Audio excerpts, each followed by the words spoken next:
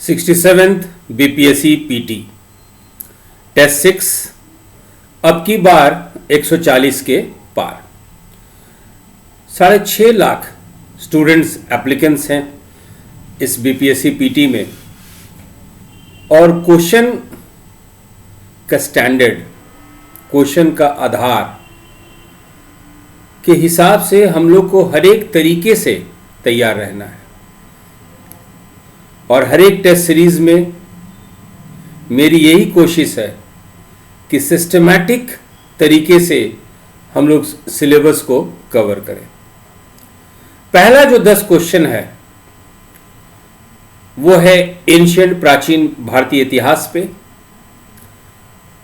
और जो 10 क्वेश्चन है वो है आहार कल्चर, आहार संस्कृति या आहार बानस कल्चर, आहार बानस संस्कृति। ये जो संस्कृति है 3 नदियों पर आधारित है। एक है आहार नदी रिवर, बानस रिवर और बेड़च नदी, बेड़च नदी। 3 नदी याद रखिएगा, आहार नदी, बानस नदी और बेड़च नदी। This culture is a chalcolithic culture, copper and stone. Though copper was known, but the practice of using stone was prevalent. इस संस्कृति को हम लोग ताम पाषाण संस्कृति के अंतर्गत रखेंगे। ताम्र का ज्ञान था, तांबे का ज्ञान था, लेकिन पाषाण उपकरण का भी इस्तेमाल ये लोग जानते थे। तो चलिए इसी के साथ आज का डिस्कशन अबाउट आहार कल्चर। ये जो आप देख रहे हैं ये उदयपुर है। 1553 में 1553 में महाराणा उदय सिंह इस शहर का नींव रखे थे, और उदयपुर से 3 किलोमीटर दूर एक जगह है जिसका नाम आहार है, आहार कल्चर। ये जो आप छतरी देख रहे हैं, ये जो छतरी जैसा गुंबद जैसा स्ट्रक्चर देख रहे हैं, ये आहार संस्कृति का मध्यकालीन उदाहरण है। और आज हम लोग इसी आहार कल्चर, आहार संस्कृति पर बात करेंगे। आहार संस्कृति आपकी ताम पाषाण संस्कृति है, और ये सिंधु घाटी सभ्यता, हड़प्पन सिविलाइजेशन का समकालीन है, या कहिए it is contemporary to Harappan civilisation. अब देखिए हम लोग बात कर रहे हैं राजस्थान की। ये राजस्थान का मैप है, और यहीं पे आपका आहार बानस संस्कृति है। लेकिन डिस्कशन करने से पहले आप देखिए कि ये आहार बानस संस्कृति कौन कौन संस्कृति का समकालीन था, यानी which of the civilisations were contemporary to Ahar Banas culture. तो सबसे पहले आप देखेंगे कि राजस्थान में ही गानेश्वर जोधपुरा कल्चर है ना, दिस वॉज कॉन्टेम्पररी समकालीन टू आहार बानस कल्चर। फिर आप देखेंगे जोरवे कल्चर, ये है जोरवे संस्कृति, फिर मालवा संस्कृति, फिर कायत संस्कृति, और फिर हड़प्पा संस्कृति। अब आप देखिए कि आप इस मैप में देखेंगे कि आहार बानस संस्कृति जो है, ये जो आपका आहार बानस संस्कृति है, ये कौन कौन कल्चर के साथ ये समकालीन है या कॉन्टेम्पररी है। एक बार मैप पर नजर दौड़ाइए। ये है आपका आहार बानस कल्चर या आहार बानस संस्कृति। ये आपका गानेश्वर जोधपुरा संस्कृति का समकालीन है। ये आपके मालवा संस्कृति का समकालीन है, समकालीन इंग्लिश में कॉन्टेम्पररी कहते हैं। ये कायथ कल्चर का समकालीन है, जोरवे कल्चर का समकालीन है, और ये यहाँ पे हड़प्पा कल्चर का भी समकालीन है। यानी हम लोग बात कर रहे हैं ताम प्रशांत संस्कृति, ताम्र पाषाण संस्कृति, या इंग्लिश में कहिए chalcolithic culture. So Ahar Banas culture is a chalcolithic culture. It is contemporary to Harappan culture. It is contemporary to your Ganeshwar and Jodhpura culture. It is contemporary to Malwa culture, Kaitha culture and Jorve culture. तो आहार बानस संस्कृति ताम पाषाण संस्कृति है, जो कि हरप्पा संस्कृति, यहाँ पे आपका हरप्पा संस्कृति है, उसका समकालीन है. गानेश्वर संस्कृति का समकालीन है, जोधपुरा संस्कृति का समकालीन है, मालवा संस्कृति का समकालीन है, कायत संस्कृति का समकालीन है, और जोरवे संस्कृति का ये समकालीन है. आहार नदी के किनारे ये संस्कृति फली फूली, और कुल मिला के 125 स्थल हैं जिसको कि हम लोग आहार संस्कृति कह सकते हैं. लेकिन इन 125 स्थलों में से 7 स्थलों का ही आप कहिए तो एक सिस्टमैटिक ढंग से उत्खनन हुआ और अध्ययन हुआ है.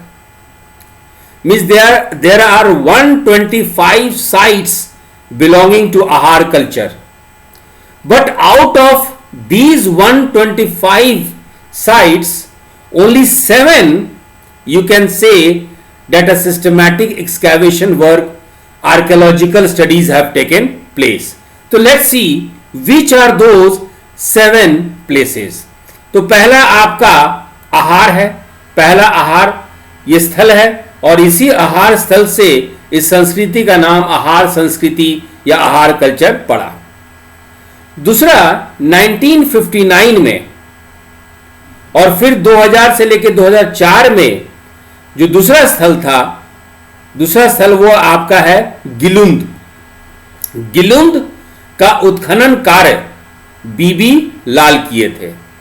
फिर बाद में वसंत सिंडे और ग्रेगी पोशल ये सब मिलके उत्खनन किए थे, बट गिलुंद को सबसे पहली बार उत्खनन बीबी लाल किए थे. गिलुंद के बाद तीसरा जो साइट है, तीसरा जो महत्वपूर्ण स्थल है जिसका उत्खनन हुआ है, वो है आपका बलाथल. वो है आपका बलाथल. तो आहार पहला, दूसरा आपका गिलुंद, और तीसरा आपका ये जगह है बलाथल. बलाथल जो है ये 1993 से लेके 2000 के बीच में वीएन मिश्रा के द्वारा इसका उत्खनन हुआ था. वीएन मिश्रा के नेतृत्व में तीसरा जो स्थल है बलाथल स्थल है. इस पे क्वेश्चन भी आ गए हैं, हम लोग देखेंगे. तो तीसरा स्थल आपका बलाथल है. अब चलते हैं हम लोग चौथा स्थल जो है, इसका जो 4th साइट है. अभी तक हम लोग 3 देख लिए, आहार, गिलुंद और बलाथल. और जो 4th साइट है वो है आपका मरमी. वो है आपका मरमी, जो कि आर के मोहंती द्वारा 1992 में इसका उत्खनन, आर्कियोलॉजिकल एक्सकैवेशन वर्क स्टार्ट हुआ था. You can say the work started under the supervision of R K Mohanty. फिर 5वां स्थल जो है वो है आपका ओजियाना. ये जो उत्खनन हुआ था ये बीआर मीना के द्वारा हुआ था, उनके नेतृत्व में हुआ था 1999 में. तो नाउ वी हैव 5. और छठा हम लोग देखते हैं, जो छठा स्थल है उसको छतरी खेड़ा कहते हैं, छतरी खेड़ा. और 7वां है वो पंचमटा. तो लेट्स सी, अभी तक हम लोग 5 देखे, और छठा जो है वो है छतरी खेड़ा, और 7वां है आपका पंचमटा. तो छतरी खेड़ा छठा स्थल है और पंचमटा जो है वो 7वां स्थल है. So total there are 7 sites belonging to our culture where systematic excavation work has taken place. अब हम लोग अपने डिस्कशन को थोड़ा सा और ले चलते हैं. सिस्टमैटिक जो है, हम लोग जरा रेफरेंस देख ले कि 19th सेंचुरी में सबसे पहले जेम्स टॉड अपने किताब में आहार का रेफरेंस दिए। इन the 19th century, James Todd made the first reference of ahar in his book. Then in 1942 में गोपीनाथ शर्मा जो है 1942 में गोपीनाथ शर्मा मॉडर्न रिव्यू में उल्लेख किए आहार के बारे में। The second reference we find from Gopinath Sharma in 1942, he illustrated it, he gave a reference about ahar in modern review. And in 1950 Akshay कीर्ति व्यास आहार का उत्खनन को स्टार्ट किए। So first we find James Todd in 19th century giving a reference of ahar in his book. Then in 1942 we find Gopinath Sharma giving a reference about ahar in his book in the article Modern Review. And in 1950 Akshay Kirti Vyas starts the archaeological work. But the most important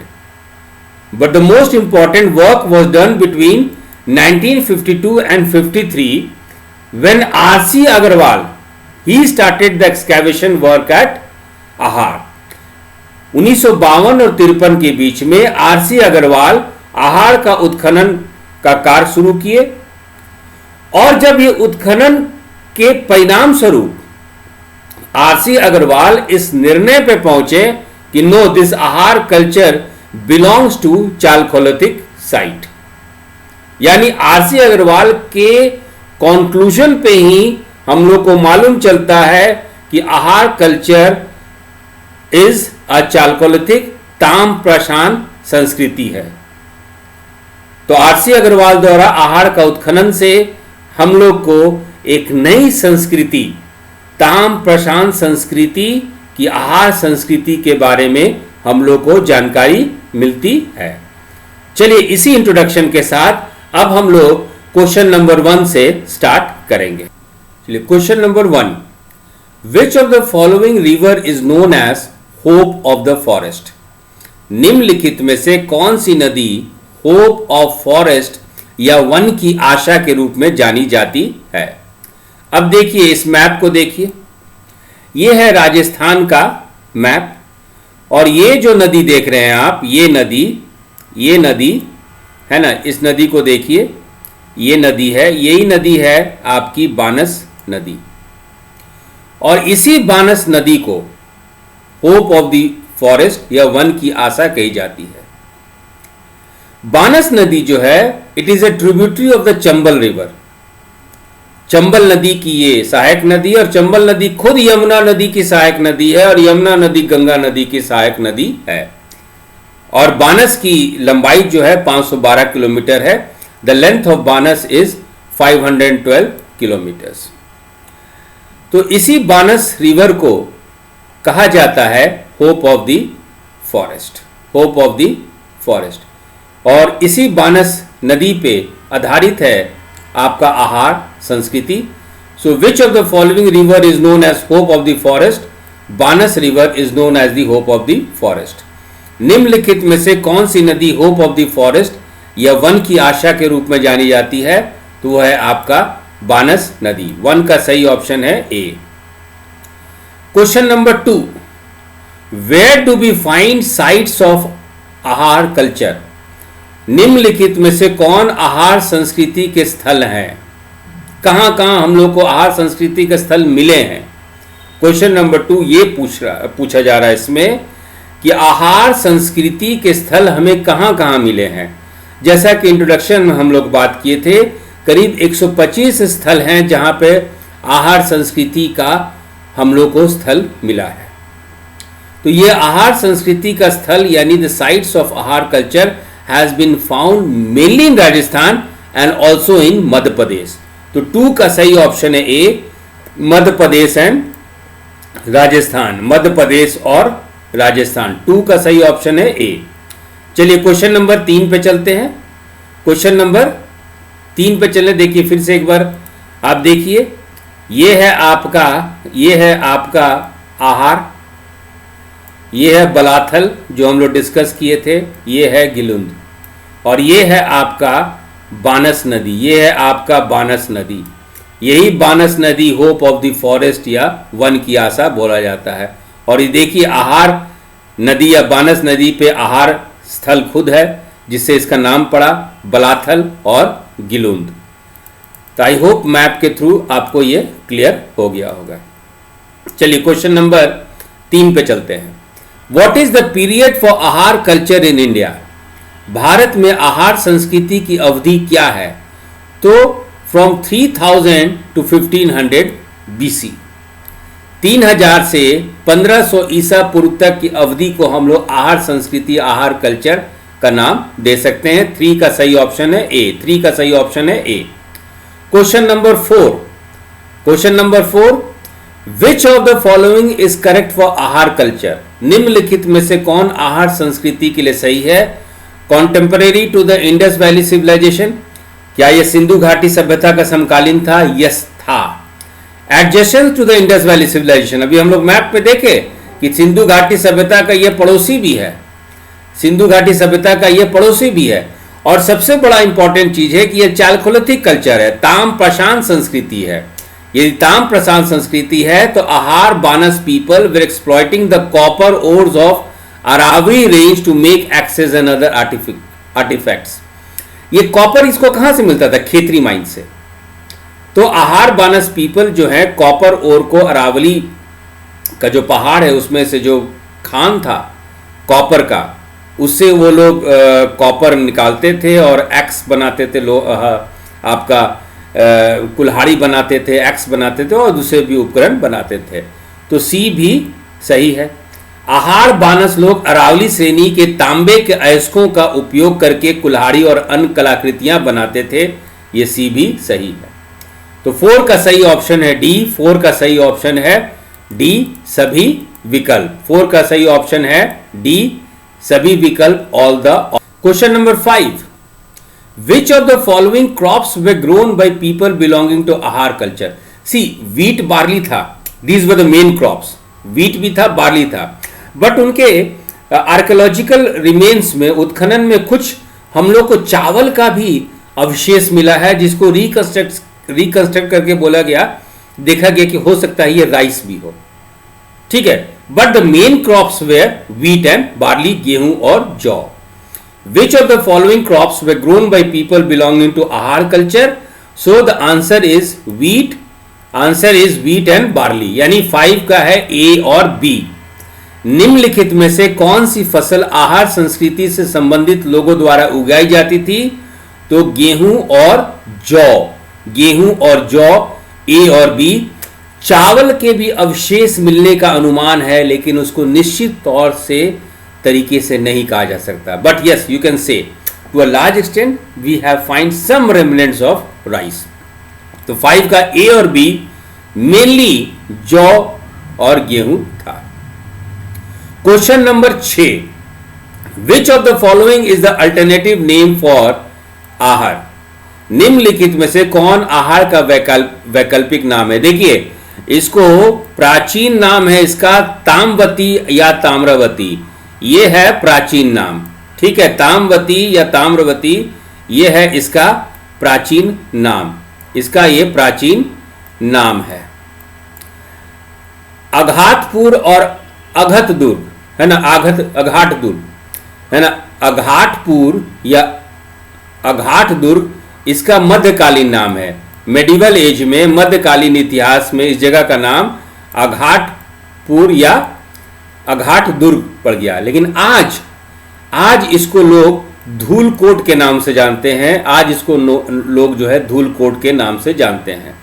तो 6 का सही option है D सभी विकल्प, 6 का सही option है D all the options, 6 का सही ऑप्शन है डी ऑल द ऑप्शंस।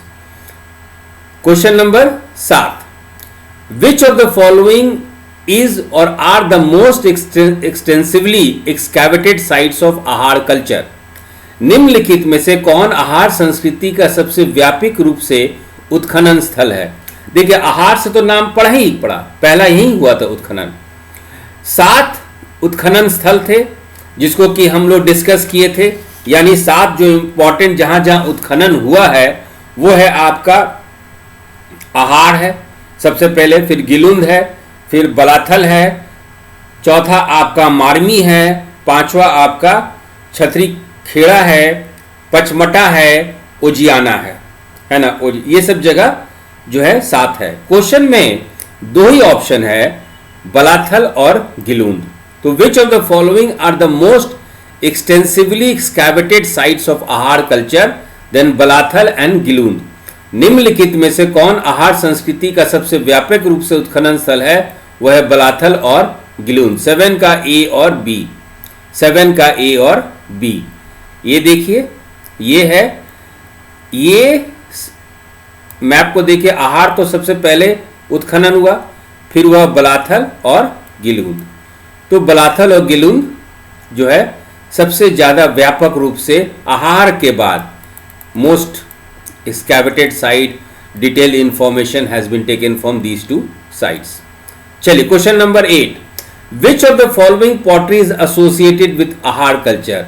मन निम्नलिखित में से कौन सा बर्तन मृतभांड आहार संस्कृति से संबंधित है? लाल मृतभांड, देखिए सबसे ज्यादा जो हम लोग आहार संस्कृति से किसी बर्तन को संबंधित करते हैं तो वो लाल मृतभांड है, रेडवेयर है, जो कि हम लोग इंडस वैली सिविलाइजेशन, सिंधु घाटी सभ्यता में भी देखते हैं। लेकिन इसके अलावा हम लोग को घूसर, काला मृदभांड भी मिलता है, ग्रे ब्लैक वेयर भी मिलता है, ब्लैक एंड रेड वेयर भी मिलता है, काला और लाल मृदभांड भी मिलता है, और बफ वेयर भी मिलता है। बफ वेयर कुछ इस तरह का है, ये है बफ वेयर। इसको बफ मृदभांड या बफ की जिस तरह से पेंट किया हुआ उसको कहते हैं, है ना। ये कुछ आपके इस तरह के मृतभांड जो हैं, ये देखिए, ये रेड है, ये ब्लैक, काला और लाल है कि नहीं। ये हल्का हल्का देखिए घूसर है, ये देखिए ये ब्लैक है। तो इस तरह का मृतभांड जो है हम लोग को मिला है। लेकिन यदि एक से बात किया जाए कि क्वेश्चन है कि कौन कौन से मृतभांड मिले हैं, तो ए बी सी डी सारा मृतभांड मिला है। लेकिन आप बोलिए कौन सा टिपिकल है ना, कौन सा विशिष्ट आहार कल्चर का, तो वो है आपका ब्लैक एंड रेड वेयर। ये है आपका black and red ware. Typical जो है ये ब्लैक एंड रेड वेयर है ना, काला और लाल मृदभांड। ये सारे तरीके का आपको मृदभांड मिलेगा। ये सारे तरीके का मृदभांड आपको आहार संस्कृति में मिलेगा।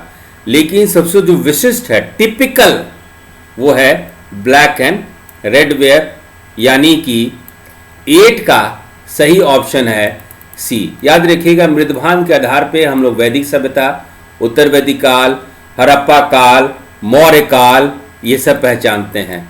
तो बर्तनों का रंग, बर्तनों का डिजाइन हमारे लिए हिस्ट्री में बहुत इंपॉर्टेंट हो जाता है। ठीक है। Question number 9, who led the excavations at Ahar in mid 1950s?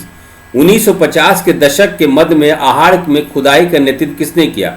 Obviously RC Agarwal किए, हम लोग अपने शुरू के इंट्रोडक्शन में देखे। और आरसी अग्रवाल ही ये डिसीजन लिए कि नहीं भाई, ये आहार संस्कृति जो है चालकोलिथिक कल्चर है, ताम्र पाषाण संस्कृति है। तो 9 का सही ऑप्शन है A. Which of the following is correct for Ahar culture?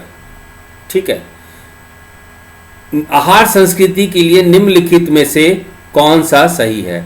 आहार पीपल वर्शिप बुल्स, ये सही है। बहुत सारा साक्ष्य हम लोग को मिला है जिससे मालूम चलता है कि आहार लोग बैल की पूजा करते थे। काउ वर्शिप प्रिवेलेंट नहीं था, तो बी जो है आहार पीपल वर्शिप काउज, ये गलत है। आहार लोग गायों की पूजा करते थे, यह गलत है। Idol worship was prevalent in Ahar culture, आहार संस्कृति में मूर्ति पूजा प्रचलित थी, ये भी गलत है, ये भी गलत है ना। तो सही आंसर है 10 का ए। 10 का सही आंसर है ए। 10 का सही आंसर है ए। चलिए अब हम लोग बात करते हैं एंशिएंट बिहार की, यानी social history of Bihar from 600 BC to 325 BC। Bihar का सामाजिक इतिहास 600 ईसा पूर्व से लेके 325 ईसा पूर्व तक। चलिए आपका Bihar special. What does the word miraya means? मिराया शब्द का क्या अर्थ है? आप देखेंगे बिहार के संदर्भ में प्राचीन इतिहास में सूरा मिराया शब्द आता है। सूरा मिराया, तो मिराया का अर्थ होता है इंटॉक्सिकेटिंग ड्रिंक्स। नशीला पेय को मिराया शब्द या सूरा मिराया बोला जाता था। तो 11 का सही ऑप्शन है A. Question number 12, what is सूरा नखाला? है ना, सूरा नखाला क्या है? देखिए उस समय एक फेस्टिवल हुआ करता था, एक उत्सव था, ऐसा होता था जहां अनलिमिटेड शराब पीना, खूब खाना और खूब नाचना, unrestricted drinking, feasting and dancing. It was known as Sura Nakhala. तो 12 का सही ऑप्शन है ए, ड्रिंकिंग फेस्टिवल, शराब पीने का महोत्सव। 12 का है ए, 12 का है A. Question number 13, who among the following people were not permitted to use intoxicating liquors? निम्नलिखित में से किसे मादक द्रव्यों का सेवन करने की अनुमति नहीं थी? या सिंपल हिंदी में बोलिए शराब पीना। किसको किसको शराब नहीं पीना था? तो रिलीजियस पीपल एंड ब्रह्मचारी, इनको शराब नहीं पीना था, इनको शराब नहीं पीना था। धार्मिक लोग और ब्रह्मचारी को शराब नहीं पीना था। नोवाइसेस एंड एल्डर्स, जो नौसिखिए थे और बुजुर्गों को भी शराब नहीं पीना था, और ब्राह्मणों को भी शराब नहीं पीना था। तो सही ऑप्शन है आपका डी, ऑल द ऑप्शन। सही ऑप्शन है डी, सभी विकल्प। तो क्वेश्चन नंबर 13 का सही ऑप्शन है डी। क्वेश्चन नंबर 13 का सही ऑप्शन है D, all the options. Question number 14, Bihar के संदर्भ में एक पाली साहित्यों में खास करके शब्द मिलता है समज्जा। उसी पे क्वेश्चन नंबर 14 है।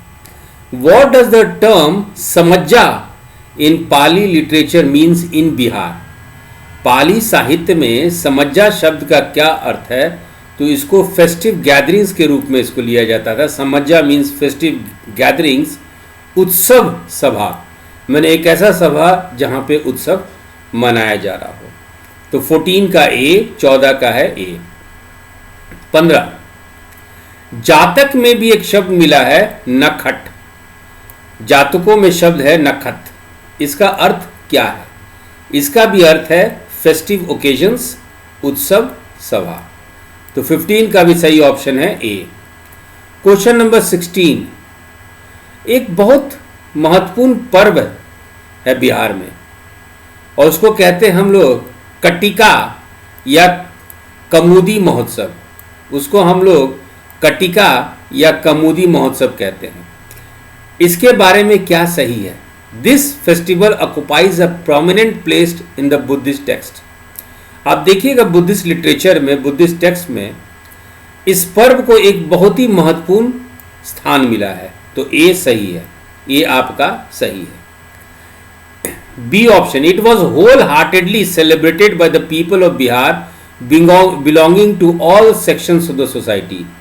मतलब पूरे बिहार के लोग, हर एक समाज के लोग, हर एक वर्ण के लोग इस महोत्सव को दिल से मनाते थे। बी भी सही है, बी भी आपका सही है।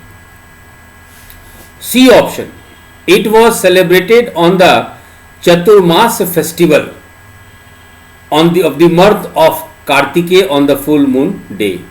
पूर्णिमा के दिन, फुल मून डे के दिन, कार्तिक महीने में, कार्तिक मास में, कार्तिक मंथ में इसको चतुर्मास पर्व के रूप में मनाया जाता था।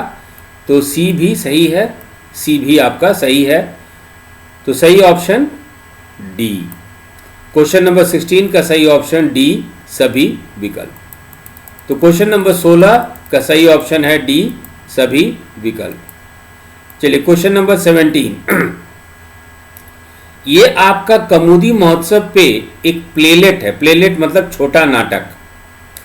तो हु हैज रिटन द प्लेलेट कमुदी महोत्सव? कौमुदी महोत्सव नाटक किसने लिखा? Doctor Ram Kumar Verma, doctor Ram Kumar Verma.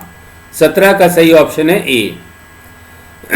अब देखिए ये जो कौमुदी महोत्सव है, इस कौमुदी महोत्सव में ये नाटक किस पे है? तो defeat of Nandas by Chandragupta Maurya ये है कि कौमुदी महोत्सव जो नाटक है इसकी पृष्ठभूमि क्या है? तो चंद्रगुप्त मौर्य जब नंद को हराए थे तो उस अवसर पे एक पर्व मना था और इसमें सब इस पर्व में देखा गया कि कुसुमपुर के लोग यानी पटना के लोग जो है किस तरह से चंद्रगुप्त मौर्य के साथ सहयोग करके इस उत्सव को मना रहे हैं।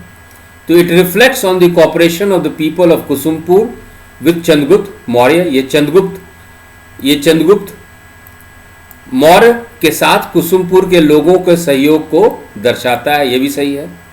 Kautilya is an important character of this playlet. Obviously Kautilya इस नाटक के एक महत्वपूर्ण पात्र होंगे ही, क्योंकि नंदों की हराने की बात हुई थी।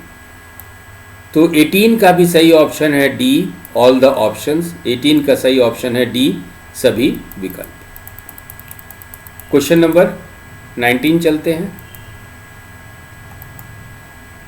What does the word सुर नखट मीन्स इन बुद्धिस्ट जातक? बौद्ध जातकों में सुर नखट शब्द का क्या अर्थ है? राजगीर में एक शराब महोत्सव मनाया जाता था, drinking festival in Rajgir, and it was given the term the word sura nakhat. So what does the word sura nakhat mean in Buddhist Jataka? Drinking festival in Rajgiri, Rajgiri का शराब महोत्सव। 19 का भी सही ऑप्शन है ए, 19 का सही option. Question number 20, what is सल भंजिका? साल भांजिका क्या है? साल फूल जब तोड़ा जाता था तो उस अवसर पे त्योहार को, उस अवसर पे साल फूल तोड़ने के अवसर पे जो त्योहार होता था, फेस्टिवल होता था, उसको हम लोग कहते हैं साल भंजिका। तो festival on the occasion of plucking of साल फ्लावर्स, साल फूल तोड़ने के अवसर पर। हिंदी मीडियम के बच्चे जो है इसको करेक्शन कर लीजिए। साल फूल तोड़ने के अवसर पर त्योहार, साल फूल तोड़ने के अवसर पर त्योहार को हम लोग साल भंजिका कहते हैं। तो 20 का सही ऑप्शन है ए, 20 का सही ऑप्शन है ए। अब चलते हैं हम लोग मध्यकालीन इतिहास पे, और आज का हम लोग जो टॉपिक स्टार्ट कर रहे हैं वो है अरब कॉन्क्वेस्ट ऑफ सिंध, सिंध पर अरब विजय।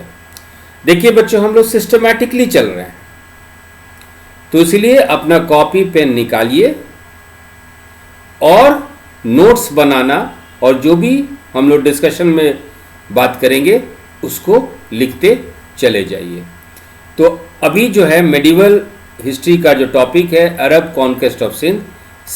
देखिए इस टॉपिक का जो पृष्ठभूमि है, बैकग्राउंड है, उसको समझिए कि अरब और इंडिया के बीच में जो ट्रेड रिलेशंस था, व्यापार संबंध था अरब और इंडिया, अरेबिया और इंडिया के बीच में, वो प्राचीन समय से चलता आ रहा था। बहुत म्यूचुअल गिव एंड टेक था, लोग एक दूसरे से काफ़ी अपने आप को सौभाग्य भी मानते थे और समृद्धि भी प्राप्त एक दूसरे के व्यापार से करते थे। क्या हुआ कि अरेबिया में इस्लाम का उदय हुआ, rise of Islam in Arabia, और अरब जो है पहले ईरान को अपने कब्जे में किए, फिर धीरे धीरे भारत की ओर बढ़े। Means after the conquest of Iran they turn their attention towards Sindh. India न कह के Sindh is a correct word.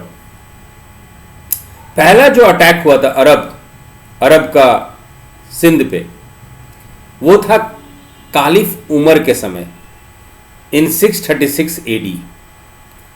636 ईस्वी में पहली बार अरबों का आक्रमण हुआ था खालिफ उमर के समय में, लेकिन वो इसका कोई परिणाम निकला नहीं।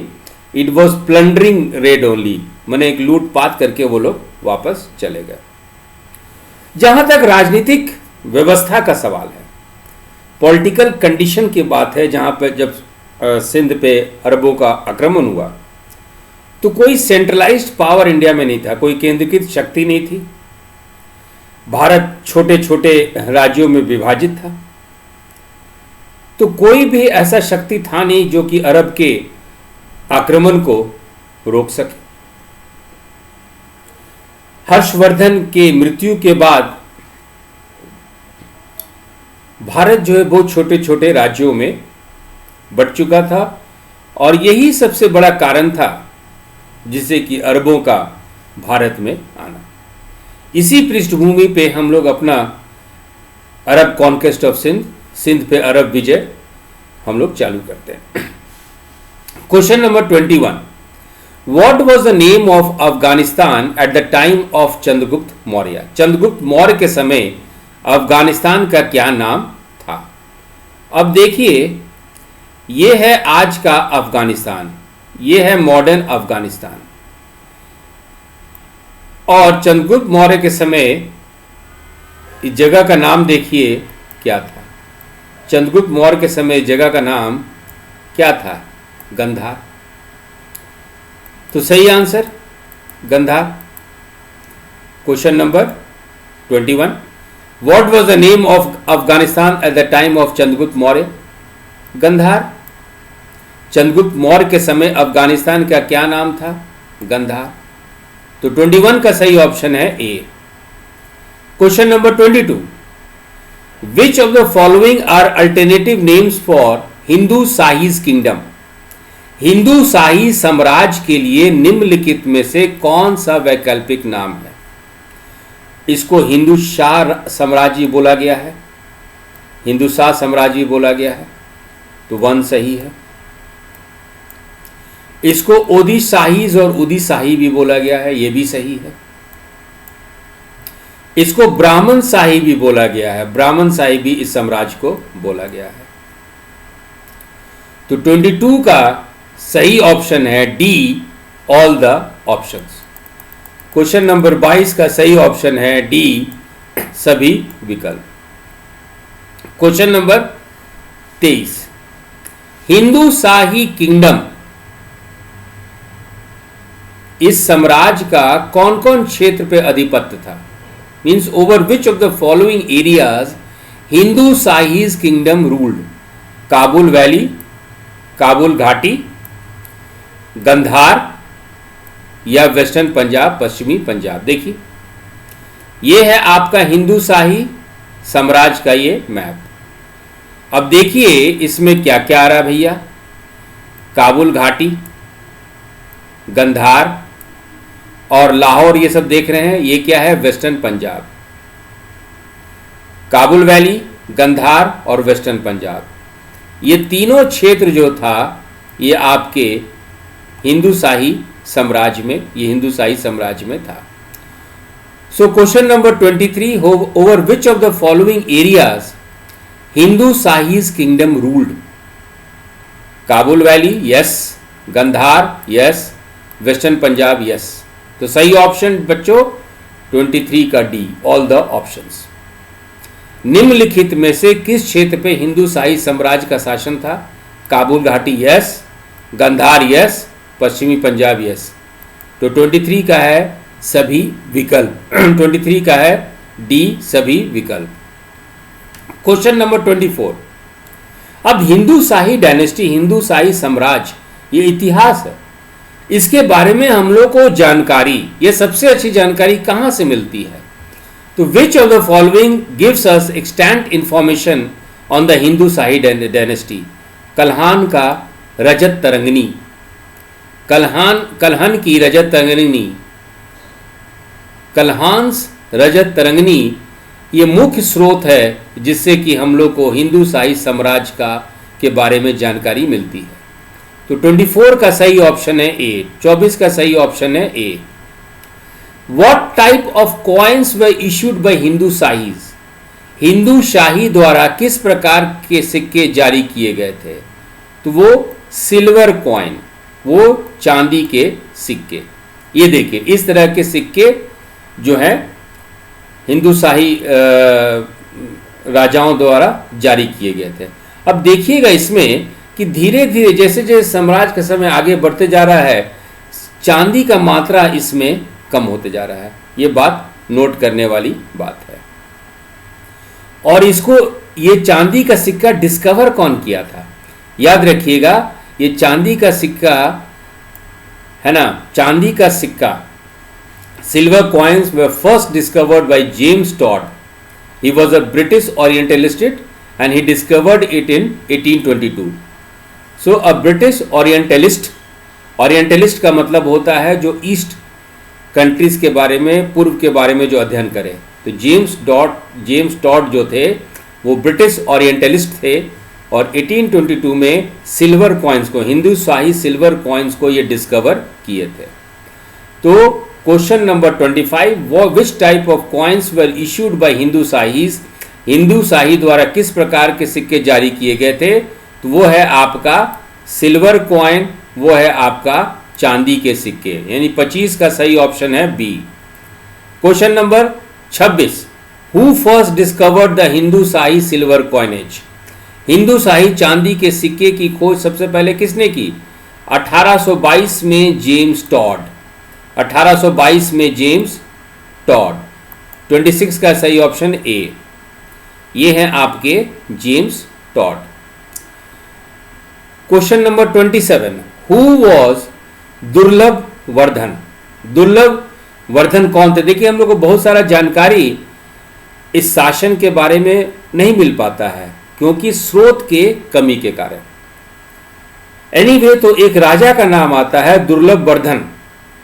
दुर्लभ वर्धन कौन थे? तो ही was a king of Kashmir, जो कि 7th सेंचुरी में एक हिंदू साम्राज्य की स्थापना किए थे। कश्मीर के एक राजा थे जो कि 7वीं शताब्दी में एक शक्तिशाली हिंदू राजवंश की स्थापना किए थे। तो question number 21, question number 27, who was Durlabh Vardhan? He was king of Kashmir who founded a powerful Hindu dynasty in the 7th century. Durlabh Vardhan कौन थे? तो कश्मीर के राजा जिन्होंने 7वीं शताब्दी में एक शक्तिशाली हिंदू राजवंश की स्थापना की। 27 का ए। Who ruled Kashmir at the time of Arab invasion in 712 AD? 712 ईस्वी में जो पहला, देखिए 636 ईस्वी में 636 AD में कैलिफ उमर, जो खलीफा थे उमर, उनके समय में पहला आक्रमण हुआ था, लेकिन वह असफल था, अनसक्सेसफुल हुआ था।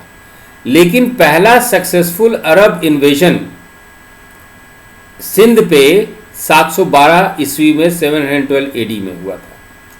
तो जब ये पहला successful attempt on Sindh, first successful invasion on Sindh, पहला सफलतापूर्वक अरब आक्रमण जब सिंध कश्मीर पे हुआ था, तो उस समय कश्मीर में कौन सा वंश था? 28, who ruled Kashmir at the time of Arab invasion in 712 A D? तो वो है करकोट डायनेस्टी, वो है करकोट राजवंश, यानी 28 का सही ऑप्शन है ए। अब क्वेश्चन नंबर 29 28 से लिंक था। यदि करकोट वंश थे तो उस समय राजा कौन थे करकोट वंश के, जिनके समय में अरबों का आक्रमण हुआ था? क्वेश्चन नंबर 29 वही है। Who was the ruler of Karkot dynasty at the time of Arab invasion in 712 AD? 712 ईस्वी में अरब आक्रमण के समय करकोट वंश का शासक कौन था? तो उनका नाम था चंद्रपीड़ा, उनका नाम था चंद्रपीड़ा। तो 29 का सही ऑप्शन है ए, 29 का सही ऑप्शन है ए। इस समय ह्यूएन सांग भी कश्मीर आए थे। तो क्वेश्चन नंबर 30 भी 28-29 से लिंक्ड है। ड्यूरिंग हुज रेन ह्यूएन सांग visited Kashmir?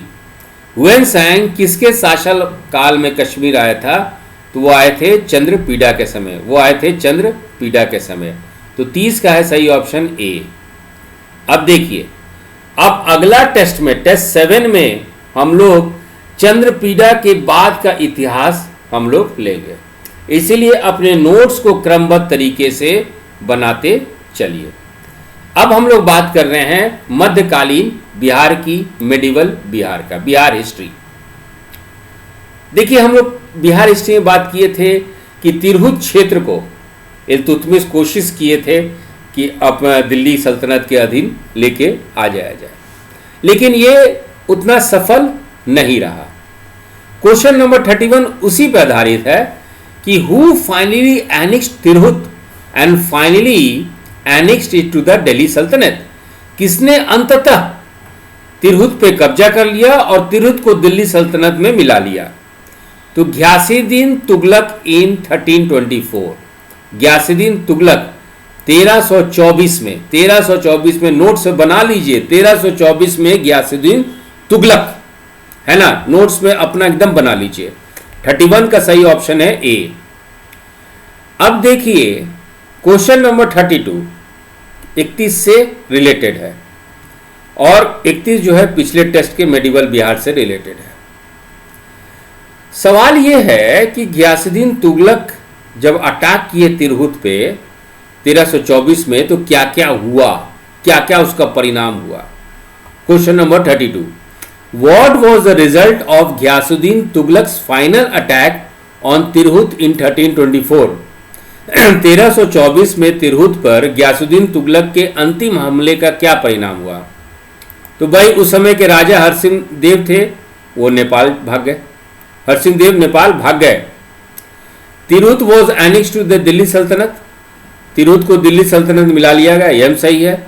And Tughlaq rule was firmly established over north and south Bihar, उत्तर और दक्षिण बिहार पे तुगलक शासन जो है अपने पूरे मजबूती से स्थापित हुआ।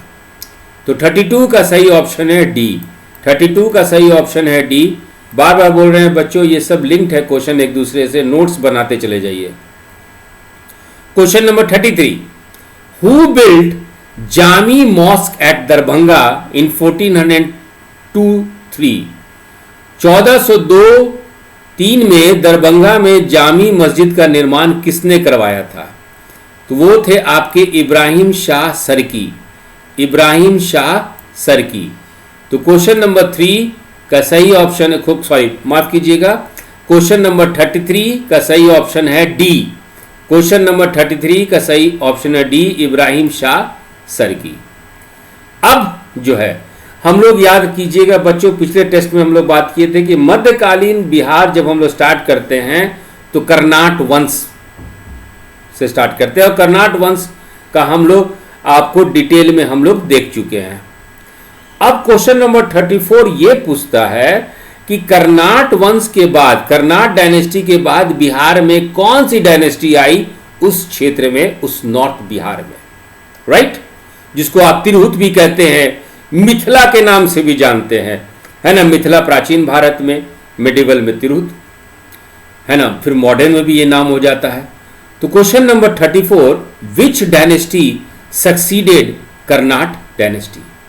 कर्नाट वंश का, कर्नाट क्वेश्चन को हिंदी में चेंज कर दीजिए, गलत है। कर्नाट वंश के बाद कौन सा वंश आया था? हिंदी मीडियम वाले बच्चे क्वेश्चन में थोड़ा सा चेंज कर दीजिए, कर्नाट वंश के बाद कौन सा वंश आया था? तो जो डायनेस्टी आया था, जो वंश आया था, उसको हम लोग कहते हैं ओनिवार राजवंश। ओनिवार राजवंश, ओनिवार राजवंश को हम लोग सुगौना डायनेस्टी या सुगौना राजवंश भी कहते हैं। तो 34 कर्नाट वंश के बाद बिहार में कौन सा वंश आया था? तो वो था ओनिवार राजवंश, और ओनिवार राजवंश को हम लोग सुगौना राजवंश या सुगौना डायनेस्टी भी कहते हैं। और ओनिवार डायनेस्टी के बाद दरभंगा राज आए थे, ओनिवार डायनेस्टी के बाद दरभंगा राज आए थे। तो 34 का सही ऑप्शन है ए और बी। 34 का सही ऑप्शन है ए और बी। तो ओनिवार वंश, ओनिवार डायनेस्टी, जिसको हम लोग सुगौना डायनेस्टी, सुगौना राजवंश भी कहते हैं, ये मैथिली क्षेत्र पे इनका शासन था। ये 1325 से लेके 1695 तक, माने कर्नाट राजवंश के बाद 1325 से लेके 1695 एडी तक, 1325 ईस्वी से लेके 1695 ईस्वी तक ये लोग इस क्षेत्र पे शासन किए। और कर्नाट वंश के बाद आपका आया ओनिवार वंश, ओनिवार डायनेस्टी, और ओनिवार डायनेस्टी के बाद आए आपके दरभंगा राज। ठीक है, अब हम लोग क्वेश्चन नंबर 35 पर चलते हैं। Who was the first significant figure of the Oinwar dynasty? Oinwar वंश का पहला महत्वपूर्ण हस्ती कौन सा था? तो महत्वपूर्ण हस्ती, राजा की बात नहीं कर रहे हैं, महत्वपूर्ण इंपॉर्टेंट पर्सन, पहला जो इतिहास में हम लोग को इंपॉर्टेंट पर्सन दिखाई देता है ओनिवार डायनेस्टी का, उस पे क्वेश्चन है। तो ओनिवार वंश का पहला महत्वपूर्ण हस्ती, first significant figure of the Oinwar dynasty was Jaipati Thakur. Jaipati Thakur. तो 35 का सही ऑप्शन है ए, है ना। ओनिवार डायनेस्टी जो थे वो लोग श्रोतिया मैथिली ब्राह्मण थे। ओनिवार डायनेस्टी के जो शासक थे वो श्रोतिया मैथिली ब्राह्मण थे, और सबसे महत्वपूर्ण जो व्यक्ति के बारे में फिगर जो है वो थे जयपति ठाकुर। अब 36, question number 36, in 1325 following the collapse of the Karnat vansh dynasty in 1324 who became the Maithili ruler? अब हम लोग फर्स्ट रूलर की बात कर रहे हैं। 1325 में, 1324 में कर्नाट वंश खत्म, पतन हो गया, तो 1325 में मिथिला क्षेत्र में मैथिल शासक कौन थे? तो वो थे नाथ ठाकुर। नाथ ठाकुर ओनिवार डायनेस्टी के। तो 36 का, क्वेश्चन नंबर 36 का सही ऑप्शन है बी, नाथ ठाकुर। ठीक है, ये इसमें इस राजवंश में करीब 20 शासक हुए। There were 20 rulers in Oinwar dynasty. अब चलते हैं 37, क्वेश्चन नंबर 37 से पहले जो डिस्कशन देखिए। ओनिवार वंश की सबसे बड़ी विशेषता ये थी कि ये लोग अपने राजधानी को बार बार बदलते थे। The most distinctive feature what we can see of the Onivar dynasty that they used to shift their capitals regularly. पहले था इनका ओइनी, जगह का नाम ओइनी था, इसलिए ओनिवार डायनेस्टी, ओनिवार वंश। और ओइनी कहां पे है? ये मुजफ्फरपुर डिस्ट्रिक्ट में ओइनी विलेज है, पहले वहां था इनका कैपिटल। फिर बाद में मधुबनी में चले गए, उस जगह का नाम था सुगौना, इसीलिए इसको सुगौना डायनेस्टी भी कहते हैं। तो पहले मुजफ्फरपुर डिस्ट्रिक्ट के ओइनी विलेज में थे, फिर वहां से चेंज करके चले गए मधुबनी डिस्ट्रिक्ट के सुगौना में, है ना। फिर उसके बाद एक राजा थे जिनका नाम था देवा सिंह, वो आए और चेंज कर दिए इसका कैपिटल देवकुली। फिर एक और राजा है जिनका नाम था शिव सिंहपुरा, ये चेंज कर दिए गजरतपुर। तो ये बार बार ये लोग अपने कैपिटल को चेंज करते थे। तो which of the following was the capital of the Oinwar dynasty? Oini, Sugauna, Deokuli, गजरतपुर। निम्नलिखित में से कौन ओनिवार राजवंश के राजधानी थे? ओइनी, सुगौना, देवकुली और गजरतपुरा। 37 का ए, बी, सी और D. Question number 38, who among the following poet worked in the court of Oinwars? निम्नलिखित में से किस कवि ने ओनिवार के दरबार में काम किया था? तो कवि विद्यापति के बारे में आप सुने होंगे, विद्यापति। तो Vidyapati worked in the court of Oinwars, Oinwar के दरबार में ये काम किया करते थे। 38 का सही ऑप्शन है C. Question number 39, during whose reign Vidyapati flourished? अब विद्यापति ओनिवार वंश में थे, लेकिन किसके शासन काल में थे? तो शिव सिम्हा सिंह। शिव सिम्हा सिंह। 39 का सही ऑप्शन है सी।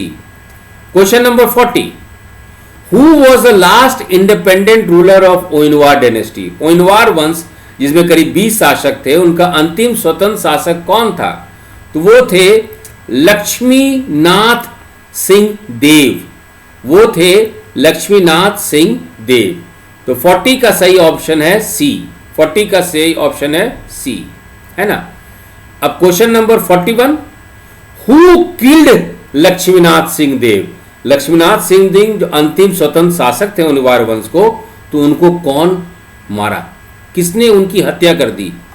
तो बंगाल के नुसरत शाह, बंगाल के नुसरत शाह। तो हु किल्ड लक्ष्मीनाथ सिंह देवा? नुसरत शाह ऑफ बंगाल। लक्ष्मीनाथ सिंह देव को किसने मारा?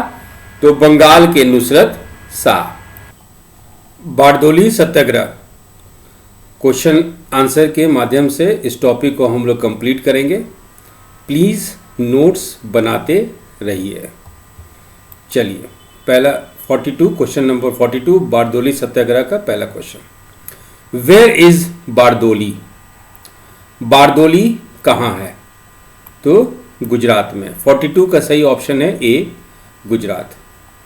ये देखिए, ये है गुजरात का मैप, ये है सूरत, और सूरत के पास ही ये आपका है बारदोली। ठीक है, हम लोग बारदोली की ही बात कर रहे हैं। जस्ट मिनट, बारदोली गुजरात में है और हमारा टॉपिक है बारदोली सत्याग्रह। बारदोली सत्याग्रह, बारदोली सत्याग्रह का अपना एक इम्पॉर्टेंस है। सिविल डिसोबीडियंस में, सविनय अवज्ञा आंदोलन में इस घटना को हम लोग जिक्र करते हैं। इंडिया इंडिपेंडेंस मूवमेंट में भी इस घटने का जिक्र किया जाता है। और बारदोली सत्याग्रह के यदि डेट दिया जाए तो वो है 12 जुलाई 1928, सॉरी माफ़ कीजिएगा, 12 जून 1928, 12 जून 1928 डेट असाइन करते हैं हम लोग बारदोली सत्याग्रह के लिए। और वल्लभ भाई पटेल इस आंदोलन को, इस मूवमेंट का नेतृत्व किए, और बारदोली सत्याग्रह की सफलता के कारण ही वल्लभ भाई पटेल एक बहुत ही महत्वपूर्ण नेता के रूप में उभरे भारतीय स्वतंत्रता संग्राम में। और इसी बारदोली सत्याग्रह में वल्लभ भाई पटेल को नाम दिया गया सरदार वल्लभ भाई पटेल। तो 12 जून 1928। Question number 43, who led the Bardoli Satyagraha? Bardoli सत्याग्रह का नेतृत्व किसने किया? वल्लभ भाई पटेल। किसने नेतृत्व किया? वल्लभ भाई पटेल। 43 का सही ऑप्शन है ए। अब देखिए 1925 की बात है, 1925। बारदोली एक तालुका था गुजरात में और बॉम्बे प्रेसिडेंसी के तहत ये पड़ता था। तो it was under the jurisdiction of Bombay presidency. अब क्या किया गया कि उस साल वहाँ पे फाइनेंशियल क्राइसिस था, वित्तीय एक संकट थी, और इसके बावजूद बॉम्बे प्रेसिडेंसी जो है, बॉम्बे प्रेसिडेंसी की सरकार, government of the Bombay presidency, it raise the tax rate by 30% that year. वित्तीय संकट होने के बावजूद बॉम्बे प्रेसिडेंसी की सरकार ने जो कर का दर 30% बढ़ा दिया। वित्तीय संकट के कारण, फाइनेंशियल स्कैर्सिटी के कारण, वहाँ के किसान के पास, फार्मर के पास ना ही उतना धन था और ना ही उतना फसल था, क्रॉप था, जिससे कि वो लोग टैक्स भी दे दे और अपने आप को खिला भी दे। कुछ गुजराती कार्यकर्ता थे, कुछ गुजराती एक्टिविस्ट से। 3 महत्वपूर्ण है, इसमें याद रखिएगा। एक है नरहरि पारिक, एक है नरहरि पारिक, दूसरे हैं रवि शंकर व्यास, और तीसरे हैं मोहनलाल पांड्या। ये गुजरात एक्टिविस्ट, ये गुजराती कार्यकर्ता नरहरि पारिक, रविशंकर व्यास और मोहनलाल पांड्या वहाँ के गांव के मुखियों से, चीफ्टेन से बात किए और फिर वो लोग गए हेल्प लेने। उस समय गुजरात के सबसे सफल नेता के रूप में वल्लभ भाई पटेल थे। वल्लभ भाई पटेल का नाम इसलिए उनको सही लगा क्योंकि वल्लभ भाई पटेल जो हैं खेड़ा संघर्ष में, खेड़ा स्ट्रगल में बहुत सफलतापूर्वक नेतृत्व किए थे और हाल ही में वो अहमदाबाद के म्यूनिसिपल प्रेसिडेंट थे। और गुजराती जो लोग थे वल्लभ भाई पटेल को बहुत ही रिस्पेक्ट करते थे।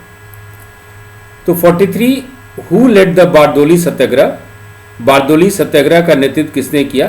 तो वल्लभ भाई पटेल ने। अब question 44, what was the reason for Bardoli Satyagraha? Bardoli सत्याग्रह का कारण क्या था?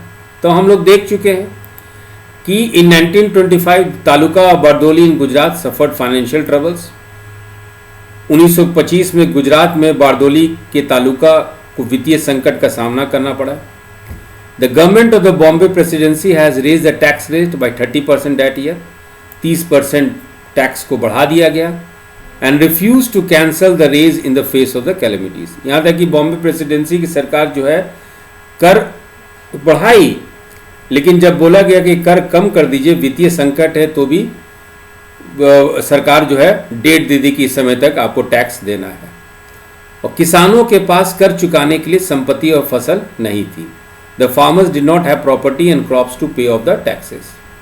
तो इन 3 कारणों के कारण जो है बारदोली सत्याग्रह का जो है एक मोमेंटम, एक वजह मिल गया। और तो क्वेश्चन नंबर 44 का सही ऑप्शन है डी, ऑल द ऑप्शंस, सभी विकल्प। चलिए question number 45, who were Gujarati activist in the Bardoli Satyagraha? Bardoli Satyagraha में गुजराती कार्यकर्ता कौन थे? गुजराती तो सब थे, लेकिन जो गुजराती कार्यकर्ता जो वल्लभ भाई पटेल का, अभी तक उनको सरदार का पद नहीं मिला है, टाइटल नहीं मिला, इसलिए हम लोग जिक्र नहीं कर रहे हैं। तो नरहरि पारिक, रविशंकर व्यास और मोहनलाल पांड्या। तो 45 का सही आंसर है बी, सी और डी। बारदोली सत्याग्रह में गुजराती कार्यकर्ता कौन थे? तो नरहरि पारिक, रविशंकर व्यास और मोहनलाल पांड्या। बी, सी और डी। अब चलते हैं कि अब पटेल, वल्लभ भाई पटेल नेतृत्व करने के लिए तैयार हो गए। अब जब नेतृत्व करने को तैयार हो गए तो उसी पे क्वेश्चन नंबर 46 है। पहले इंग्लिश में पढ़ते हैं, फिर हिंदी में पढ़ते हैं। What was the reaction of Patel when his petition to the governor of Bombay asking him to reduce the taxes for the year in face of the calamities was ignored? Vallabh Bhai Patel अब जो है तैयार हो गए, चलो भाई हम नेतृत्व करेंगे। तो ऐसे स्थिति में पहला वल्लभ भाई पटेल क्या किए कि पहले वो गवर्नर, बॉम्बे प्रेसिडेंसी गवर्नर को चिट्ठी लिखे कि भाई टैक्स इतना मत बढ़ाइए, इस साल के लिए सस्पेंड कर दीजिए क्योंकि वित्तीय संकट है। जब वल्लभ भाई पटेल को नेतृत्व के लिए जब किसान गए और तीनों गुजराती कार्यकर्ता गए तो वल्लभ भाई पटेल बहुत कुछ साफ साफ लोगों को समझा दिए थे कि हम लोग सत्याग्रह करेंगे। सत्याग्रह एक तरह का विद्रोह है और जब हम लोग विद्रोह करेंगे, रिवोल्ट करेंगे, तो आप समझ लीजिए इसका अर्थ क्या होगा। वल्लभ भाई पटेल सारे किसानों से, किसानों के मुखिए से, हर एक लोगों से इस बात का आश्वासन लिए कि जब तक सारे किसान भाई तैयार नहीं होंगे तब तक वल्लभ भाई पटेल नेतृत्व नहीं करेंगे। वल्लभ भाई पटेल, सरदार वल्लभ भाई पटेल, उनको अभी टाइटल मिला है, हम लोग आगे जिक्र करेंगे क्वेश्चन में। तो सरदार वल्लभ भाई पटेल ये भी कहें कि आप यदि कर नहीं देंगे तो सरकार आपके प्रॉपर्टी को कॉन्फिस्केट कर लेगी, सरकार आपके संपत्ति को जब्त कर लेगी, आपकी जमीन को भी जब्त कर लेगी और हो सकता है बहुत लोग जेल भी चले जाएं। इतने समझाने पे सरदार वल्लभ भाई पटेल बहुत कुछ क्लियर कट समझा दिए, तो भी किसान बोले कि नहीं, हम लोग हर एक बात मानने को तैयार हैं, प्लीज वल्लभ भाई पटेल, सरदार वल्लभ भाई पटेल हमारा नेतृत्व कीजिए, हम लोग को इस वित्तीय संकट से उबारिए। फिर सरदार वल्लभ भाई पटेल गांधी जी के पास गए तो गांधी जी बोले कि वल्लभ भाई आप क्या सोचते हैं इस पे। तो सरदार वल्लभ भाई पटेल गांधी जी को कन्विंस किए कि यदि गांधी जी का आशीर्वाद रहेगा तो ये सत्याग्रह में वो जरूर सफल रहेंगे। गांधी जी बोले कि मेरा आशीर्वाद है तुम्हारे साथ, तुम आगे बढ़ो, सत्याग्रह करो, लेकिन याद रखो कि न ही कांग्रेस न ही गांधी डायरेक्टली इस सत्याग्रह में इन्वॉल्व होंगे। Means neither Congress nor Gandhi ji will involve directly with the Bardoli Satyagraha. यह संघर्ष ऐसा लगना चाहिए कि बारदोली तालुका के लोग ही इस संघर्ष को कर रहे हैं, उन्हीं के नेतृत्व में सब कुछ हो रहा है। ठीक है, तो पटेल जी पहले बॉम्बे के गवर्नर को पिटीशन दिए, चिट्ठी लिखे कि चूंकि आपका वित्तीय संकट है, कैलेमिटी है, तो प्लीज कर को, रेंट को कम कर दिया जाए। राज्यपाल गवर्नर उस लेटर को इग्नोर कर दिए। इनफैक्ट वो डेट दे दिए कि इस तारीख को कर का कलेक्शन होगा, टैक्स को हम लोग कलेक्ट करेंगे। फिर वल्लभ भाई पटेल सारे किसानों को आदेश दिए कि अब आप किसी तरह का कोई कर सरकार को नहीं देंगे। सरदार वल्लभ भाई पटेल के सहयोगी में थे नरहरि पारिक थे, रविशंकर व्यास थे, मोहनलाल पांड्या थे। तो उनके मदद से बारदोली को जोन में विभाजित कर दिया गया और हर एक जोन में एक नेता थे, लीडर थे, और उनके साथ कुछ कार्यकर्ता थे, वॉलेंटियर्स थे। और सरदार वल्लभ भाई पटेल क्या किए कि कुछ कार्यकर्ता को गवर्नमेंट पे नजर भी रखने के लिए कह दिए कि देखते हैं ये लोग क्या क्या कर रहे हैं, एक तरह के इन्फॉर्मर, है ना। और सरदार वल्लभ भाई पटेल सख्त लहजों में किसानों को ये आदेश दिए कि अहिंसा पे ही रहना है, नॉन वायलेंस, किसी तरह का वायलेंस नहीं होगा। और हम लोग सत्याग्रह तब तक करेंगे जब तक कि हमारा मांग को, हमारे कर को कम ना कर दिया जाए। बारदोली सत्याग्रह में जो किसान थे उनको बहुत जगह से सपोर्ट मिला, बहुत गुजरात के और सब भाग से भी लोगों का सपोर्ट, सहायता वहां के किसानों को मिला। वहां के किसान अपने धन को, संपत्ति को अपने रिश्तेदार के यहाँ छुपा देते थे। और सत्याग्रह के समय जो बारदोली विद्रोह कर रहे थे उनको वित्तीय सहायता भी और जगह से मिली। यहां तक कि सरदार वल्लभ भाई पटेल को यह भी बोला गया था, यह भी रिक्वेस्ट किया गया था कि बारदोली सत्याग्रह को सपोर्ट करने के लिए इंडिया के दूसरे भाग में भी हम लोग सत्याग्रह करें, लेकिन सरदार वल्लभ भाई पटेल इसको मना कर दिया। तो इसी पे क्वेश्चन नंबर 46 है, what was the reaction of Patel when his petition to the governor of Bombay asking him to reduce the taxes for the year in phase of calamities was ignored. Patel then instructed all the farmers of Bardoli taluka to refuse payment of the taxes। ये सही है। Aided by Narahari Parikh, Ravi Shankar Vyas and Mohanlal Pandya, he divided Bardoli into several zones, each with a leader and volunteers specifically assigned। ये भी सही है। Patel also placed some activists close to the government to act as informers on the movement of government officials। तो 46 का सही option है D, all the options। तो 46 का सही ऑप्शन है डी, ऑल द ऑप्शंस। चलिए हिंदी में देखते हैं। पटेल की प्रतिक्रिया क्या थी जब बॉम्बे के राज्यपाल ने उनके याचिका को रद्द कर दिया। पटेल ने तब बारदोली तालुका के सभी किसानों को अपने करों के भुगतान से इनकार करने का निर्देश दिया था। ये सही है। नरहरि पारिक, रविशंकर व्यास और मोहनलाल पांड्या की सहायता से उन्होंने बारदोली को कई क्षेत्रों में विभाजित किया, जोन में विभाजित किया। प्रत्येक में एक नेता स्वयंसेवकों को विशेष रूप से सौंपा गया। बी भी सही है। पटेल ने कुछ कार्यकर्ताओं को सरकारी अधिकारियों की गतिविधियों पर मुखबिर के रूप में कार्य करने के लिए सरकार के करीब रखा। तो सही ऑप्शन है 46 का डी, सभी विकल्प। 46 का डी, सभी विकल्प। चलिए क्वेश्चन नंबर 47 हम लोग देखते हैं। What was the reaction of the government after Sardar Patel call of no payment of taxes? Sardar Patel के करों का भुगतान न करने के आह्वान के बाद सरकार की क्या प्रतिक्रिया थी?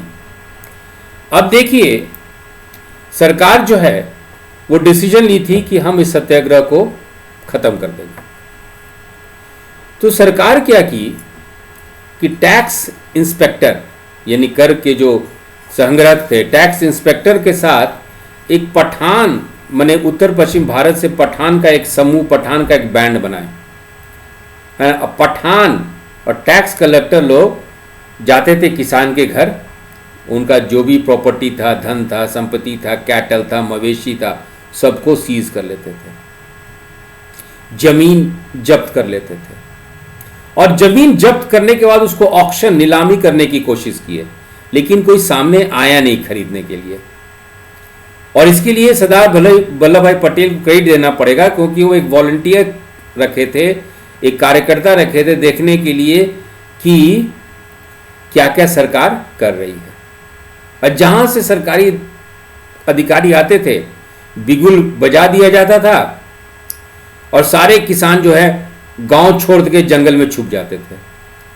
और जब अधिकारी आते थे तो पूरा गांव खाली, कोई भी घर उनको दिखाई नहीं दिया था। तो इस तरह से हम लोग देखें कि सरकार का क्या ये कार्रवाई था। कुछ अमीर लोग, बॉम्बे के कुछ अमीर लोग आए थे जमीन खरीदने, जब्त किए हुए जमीन को। यहां भी मालूम चला कि एक गांव था वो कर दे दिया, तो उनका सामाजिक बहिष्कार हो गया। तो चलिए क्वेश्चन नंबर 47 हम लोग देखते हैं। What was the reaction of the government after Sardar Patel's call of no payment of taxes? Government का क्या रिएक्शन था? Along with tax inspectors, bands of Pathans they gathered from north west India to seize the property of the villagers and terrorise them. ये ठीक है, and terrorise them, डराना धमकाना। The Pathans and the men of the collectors forced themselves into the houses and took all property including cattle. ये भी सही है। The government began to auction the houses and the lands, but not a single person from Gujarat or anywhere else in India came forward to buy them. ये भी सही है। लेकिन question है what was government reaction? The government reaction जो है A, B और C यानी D ऑल द ऑप्शंस। तो 47 का सही ऑप्शन है डी, ऑल द ऑप्शंस। हम लोग हिंदी में देखते हैं। सरदार पटेल के करों का भुगतान न करने के आह्वान के बाद सरकार की क्या प्रतिक्रिया थी? कर निरीक्षकों के साथ ग्रामीणों की संपत्ति को जब्त करने और उन्हें आतंकित करने के लिए उत्तर पश्चिम भारत से पठानों के समूह को इकट्ठा किए गए ताकि डराए धमकाए। ये सही है। पठानों और कर कलेक्टरों लोगों के घरों में घुसकर मवेशियों और सभी संपत्ति को जब्त कर अपने साथ ले आते थे। ये भी सही है। सरकारों ने घरों और जमीनों की नीलामी शुरू कर दी, लेकिन गुजरात या भारत में कहीं और से एक भी व्यक्ति उन्हें खरीदने के लिए आगे नहीं आया। 47 का सही ऑप्शन है डी, सभी विकल्प। 47 का सही ऑप्शन है डी, सभी विकल्प। चलिए question number 48। There was a social boycott in Bardoli, no revenue campaign. Why the measure of social boycott was undertaken? मैंने सामाजिक बहिष्कार क्यों किया गया? Against some rich people from Bombay who came to Bardoli to buy some land. जो बॉम्बे से कुछ लोग आए थे जमीन खरीदने के लिए, जब जमीन को उसका ऑक्शन होता था, उनके अगेंस्ट बहिष्कार। और एक गांव के अगेंस्ट भी हुआ था, वो गांव जो है टैक्स दे दी थी, तो against one village who paid the tax. Social boycott was enforced against landowners who broke with the tax right or purchased seized land. कुछ जमींदार जो है जब्त की जमीन को खरीद लेते थे या टैक्स दे देते थे, उनके अगेंस्ट में भी जो है सामाजिक बहिष्कार हुआ। तो 48 का सही ऑप्शन है डी। हिंदी में बारडोली के नो रेवेन्यू अभियान यानी कोई राजस्व अभियान, कोई राजस्व नहीं देगा में सामाजिक बहिष्कार किया गया था। सामाजिक बहिष्कार का उपाय क्यों किया गया? वो इसलिए कि देखा गया कि बॉम्बे कुछ अमीर लोग जमीन खरीदने के लिए बारडोली आए और एक गांव जो था वो कर भी दे दिया था, बी ऑप्शन भी सही। और कुछ जमींदार जो है कर हड़ताल को तोड़ दिए और कर दे दिए, तो इनके अगेंस्ट में सामाजिक बहिष्कार जरूरी था। तो 48 का सही ऑप्शन है डी, सभी विकल्प, ऑल द ऑप्शंस। चलिए 49, What was the outcome of the agreement in 1928 of Bardoli no revenue campaign? 1988 में, वेरी सॉरी, 1928 में बारदोली नो रेवेन्यू कैंपेन या कोई कर नहीं देना है, इसका परिणाम क्या हुआ? एक समझौता हुआ है ना 1928 में, 1928 में क्या क्या हुआ था कि जो भी कॉन्फिस्केटेड लैंड और प्रॉपर्टी था वो सब रिस्टोर कर दिया गया, ये सही है। रेवेन्यू पेमेंट, राजस्व उस साल के लिए वित्तीय संकट को देखते हुए खत्म कर दिया गया, और जो 22% रेज किया गया था, ताकि इसलिए कि 30% हो गया, तो जो 22% रेज किया गया था उसको सस्पेंड कर दिया गया। 49 का है डी, ऑल द ऑप्शंस। 1928 में बारदोली नो रेवेन्यू कैंपेन के समझौते का क्या परिणाम हुआ? समझौता हुआ, सभी जब्त भूमि और संपत्तियों को बहाल कर दिया गया, दे दिया गया। राजस्व भुगतान वर्ष के लिए रद्द कर दिया गया, सही है। 22% राजस्व को कुछ समय के लिए निलंबित कर दिया गया, सभी विकल्प। 49 का है ऑल द ऑप्शंस, सभी विकल्प। Question number 50, how did Gandhi ji supported the Bardoli Satyagraha? Gandhi ji ने बारदोली सत्याग्रह का समर्थन कैसे किया? Through his writings in young India magazine, यो यंग इंडिया पत्रिका में अपने लेखन के माध्यम से बारदोली सत्याग्रह को सपोर्ट किए, समर्थन दिए। तो 50 का सही ऑप्शन है डी, 50 का सही ऑप्शन है D, through his writings in young India magazine, young India पत्रिका में अपने लेखन के माध्यम से। क्वेश्चन नंबर 51, देखिए ये जो सरकार का जो कार्य था कि भूमि को जब्त कर लेना, संपत्ति को जब्त कर लेना, मवेशी को जब्त करना, इससे जो legislative council, Bombay legislative council के लोग बहुत क्रोधित हो गए, दे गॉट एंग्री, और कुछ ब्रिटिश अधिकारी भी को भी ये सही नहीं लगने लगा, और नाराज होके के मुंशी और लालजी नारंग जी बॉम्बे लेजिस्लेटिव काउंसिल से ये रिजाइन कर दिए। उसी पे क्वेश्चन नंबर 51 है कि who among the following resign from the Bombay legislative council because of the Bardoli Satyagraha? K Munshi and Lalji Narang ji. 51 का सही ऑप्शन है ए और बी। बारदोली सत्याग्रह के कारण निम्नलिखित में से किसने बॉम्बे विधान परिषद से इस्तीफा दे दिया? तो के मुंशी और लालजी नारंग जी। 51 का सही ऑप्शन है ए और B. Question number 52, which of the following was not the recommendation of Maxwell Broomfield commission? ये मैक्सवेल ब्रूमफील्ड आयोग जो है बारदोली सत्याग्रह के समझौते के परिणाम स्वरूप ही गठित किया गया था। तो मैक्सवेल ब्रूमफील्ड आयोग की सिफारिश कौन नहीं थी? तो रेवेन्यू वॉज रिड्यूस टू 6.03%, ये था, है ना। राजस्व को 6.03% तक कर दिया गया था, ये सही था। The peasants were return their confiscated land, जो किसानों की जब्त भूमि थी किसानों को वापस कर दी गई, ये भी सही था। Vallabh Bhai Patel was given the title of Sardar, नहीं, सरदार वल्लभ भाई पटेल को सरदार का जो पद है, पदवी है, उपाधि है, इस समय दिया गया, बारदोली सत्याग्रह में दिया गया, लेकिन कुछ औरतों की समूह, कुछ वुमेन ग्रुप उनको दी थी इसी समय, है ना। तो ये गलत है। तथ्य सही है, तथ्य सही इन द सेंस कि बारदोली सत्याग्रह में ही वल्लभ भाई पटेल को सरदार का उपाधि दिया गया, बट मैक्सवेल ब्रूमफील्ड कमीशन नहीं दी। They solve the problem of hali pratha. हली प्रथा एक तरह से फोर्स्ड लेबर था, बॉन्डेड लेबर था, है ना। तो हली प्रथा की समस्या का समाधान किया, यह भी गलत है। तो सी और डी गलत है। 52 का सही आंसर है ए और बी। 52 का सही ऑप्शन है ए और बी।